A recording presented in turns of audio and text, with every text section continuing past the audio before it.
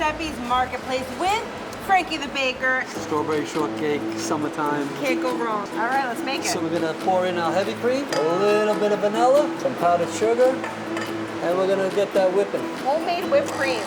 So this is our cake. We're gonna cut, so you could make crumbs to decorate the cake, just like it has over there. All right, we got one part, we got two Oh, we parts. gotta do it again? And we have our whipped cream. So here's the magic, a little whipped cream on the outside, a little bit on the inside. Put our fresh strawberries in there. We're gonna chop them up with lemon, sugar, and you pile it in. Ooh. All right, then you got your vanilla cake, put it on top. Again, go on the outside, okay, get a little inside. Here's the rest, Lou. Oh, Pile it on. Yes, so you wanna top it. So now you come with your spatula and you just push and wiggle. Oh my goodness. How did you make those crumbs? You I just crumbled it in like my with hand. your bare That's hand? it. And we're gonna decorate the top.